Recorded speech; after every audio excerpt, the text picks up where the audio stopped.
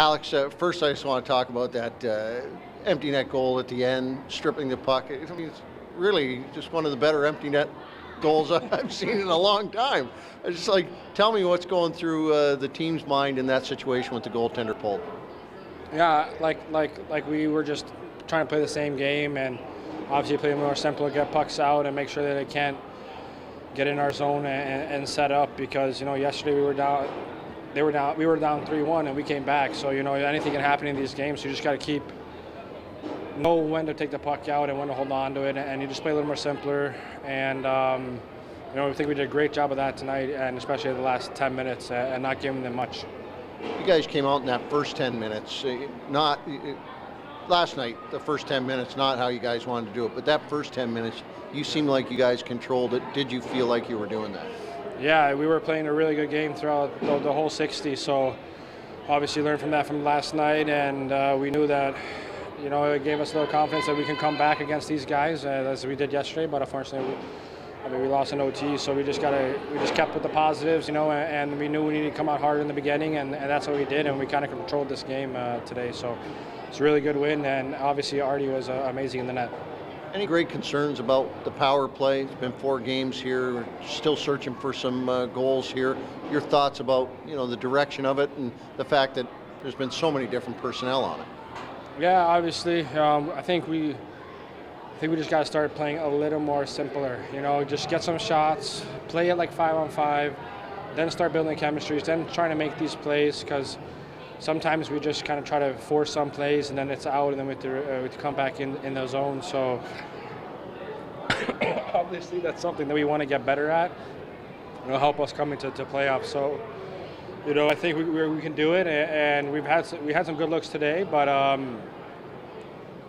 just let's play a little more simpler, get more shots to the net, and then try to break them down from there, and that's when plays happen. I know players always say you're not glued to watching the standings, but getting that third place, getting bumped up one more, if you can do that, is there that sense of urgency in the locker room that players are saying, okay, we got to get this? Yeah, of course. We don't want to play in the play-in. We want to be in the playoffs from the start because, trust me, I've been in that play-in before, and it's only best out of 3, and anything can happen. So we're fighting to get that third spot and try to do as best as we can at the end here. So, and then we'll be ready for playoffs, and we're not looking to get that other spot. We're looking for the third spot. William, you guys came out hard in that first 10 minutes of play. Tell me a little bit about what the message was heading into this one, and as opposed to the 10 minutes last night, the first 10 minutes, this felt way different. Yeah, I think we've just been doing a lot of great things as a team in the last couple of games here, and we got a lot of guys that went down with injuries and some key pieces in the lineup, but I think our system just allows everyone to come in and play hard and play free, and I think it's been showing in the last couple of games. Even with the loss yesterday in overtime, felt confident going out there, and like I said, we had a good start, and we just gave it to them the whole night and end up with a great result. When you have that many different people in the lineup and the chemistry, does the chemistry change much, considering that the leadership is still there? Yeah, I think it's different. When you lose guys like Marlies for 5, and I'm going to talk on D here, or Matt Benning last game. It's hard, it's key pieces, but other guys have to step up, and like I said, our system just allows everyone's on the same page, so you can really jump into the game and really know what's going on and stuff. And we've been having great results, and a lot of guys have been stepping up with guys that went down, like I said, so it's been very positive. Nice to cruise into that, or not cruise into, but get into that third period with the lead, hold the 2-goal lead, and give you guys the confidence going forward, knowing you can do it? Yeah, I think it's been a little bit of an issue after Christmas, so holding on leads and stuff in the third period, but it's a great confidence booster for us, and I think a lot of guys wanted it for Artie too. He's just worked so hard, he's a great human being, so I think everyone wanted to give him a shout out, and we're very happy that we did. Did you guys go into the third period trying to battle to get him that? Yeah, I think you go out there and battle every period, but Artie is a very easy guy to root for, and we really wanted to give the shout out with him. So we played great third period and just cruised into the end of the game. Were you aware that it was the team's first shutout of the year? I thought about it, but maybe a minute left, but I thought we had one, so that's good. That's a good point.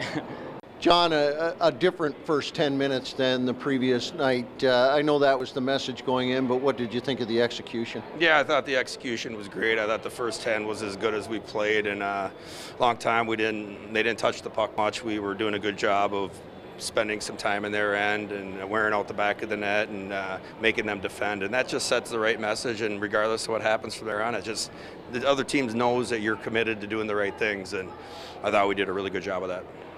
The chemistry of the team with so many moving pieces that are happening, guys up, guys injured, all that kind of stuff. There's some pride to be had, I think, in this, but what's your point of view on just all the different folks in the lineup and still maintaining a decent set of chemistry? Yeah, and I think that a lot of that goes to the leadership group. We have a bunch of them. Obviously it starts with our captain, Logan Shaw, and Dakota Murmas, and Mark Johnstone, and Cedric Paré. They do a really good job of getting everyone focused and doing the right things and what are best for the team, and it makes our job as coaches a lot easier. So they've done a really good job of that, and making sure that we're doing the right things and relaying the message that we're sending. So credit to them, and you can see we come together, we stick up for one another, and we've got some characters and some personality on our team, which is nice. So again, it's a step in the right direction for our group, but definitely heading the right way. Your thoughts on the power play, which has had its struggles here in the last 4 games, and tonight gets 6 opportunities, but are they getting the looks? I know that that's kind of what you like to put the emphasis on. Yeah, that's a good point. I thought, other than maybe the last 2, I thought we had a lot of dangerous looks. And, sometimes when, you're in those situations, you want to try to make the pretty play, and sometimes you just got to simplify things. And I think they started to do that later on. So it's something we'll address. But again, I think it's close. All you need is some confidence and get one go in, and we're not overly concerned. It's still a 5-on-5 game, and at the end our penalty kill has been outstanding. So again, as long as we even out on that in those 2 like we have last 2 games, it's a win for us, because I like our 5-on-5 game. You talked about chemistry. You had 2 depth guys up here today. You had King, you had Kerwan. How is it that they've just blended in and gotten into the mix without seemingly needing any extra steps? Yeah, well, I think a lot of credit some of it goes down to the Riley that's running Cincinnati. Running the same systems that we have. So it's easy for them to come up and adjust.